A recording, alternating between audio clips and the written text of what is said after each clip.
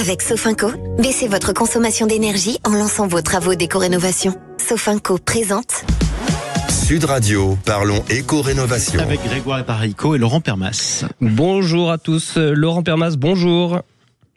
Bonjour Grégoire. Laurent, vous êtes à distance cette semaine puisque vous êtes chez un installateur. On parlera de photovoltaïque une prochaine fois. Cette semaine, Laurent, j'aimerais qu'on parle de lutte contre les logements indécents. On a reçu un témoignage d'une personne ayant eu un appartement en héritage, un appartement qu'elle souhaite faire louer et qui n'est pas en très très bon état. Elle nous interroge sur l'insalubrité des logements et les travaux de rénovation à engager. Alors Laurent, d'abord, première question, quelles sont les caractéristiques de ces logements indécents ? Comment les rendre plus économes en énergie ?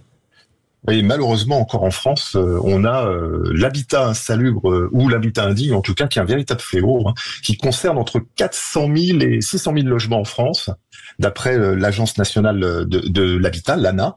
Alors, la définition d'un habitat indigne, c'est un logement vacant ou non, qui présente en fait un danger ou un risque pour la santé, la sécurité physique des personnes et du fait de son état par les conditions dans lesquelles il est occupé, exploité ou utilisé. Vous voyez que la définition est quand même très précise.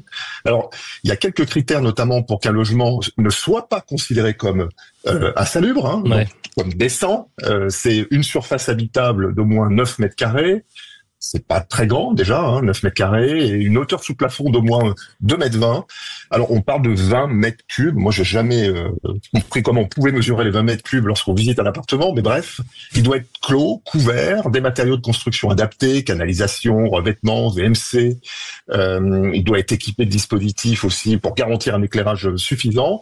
Pas d'animaux nuisibles, munis d'équipements et d'éléments de confort, cuisine, installation sanitaire, réseau électrique.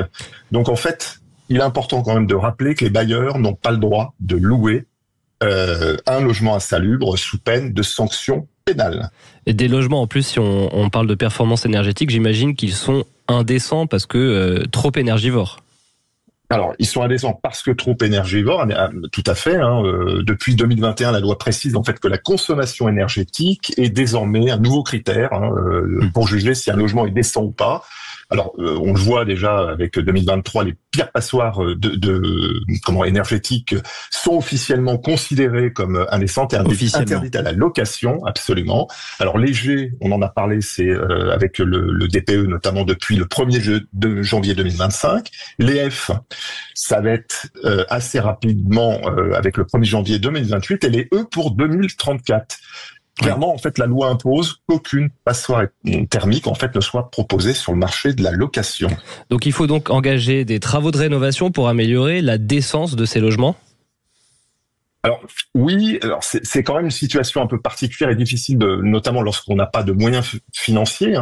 C'est le cas notamment de nombreux propriétaires, avec la paupérisation de la population, le vieillissement du parc de logement, ou encore il y a des pratiques frauduleuses, voire pas du tout légales, notamment avec les fameux marchands du sommeil. Donc en matière de rénovation énergétique, en fait, il existe des travaux qui peuvent être très rapidement identifiés. On en a parlé lors de précédentes chroniques, c'est les travaux d'isolation, c'est entre 25 et 30% de déperdition, le chauffage, une nouvelle chaudière, les volets isolants, les portes qui sont aussi là mal isolées souvent, et puis remplacer le système de ventilation, la fameuse VMC, pour éviter tous les problèmes d'humidité, puis de santé, de problématiques de santé. Donc en clair, si on veut rénover son logement face à l'indécence énergétique, la rénovation globale promet notamment des résultats qui sont plus impactants que le geste simple. Ouais. Est-ce qu'il y a comme il faut qu'on termine bientôt, Laurent, est-ce qu'il y a des aides qui sont accessibles pour aider justement à cette rénovation ? Absolument, vous avez MaPrimeRénov'. Vous avez les communes. Il faut saisir en fait la mairie lorsque vous avez un logement insalubre. Ils peuvent vous aider, notamment les équipes techniques.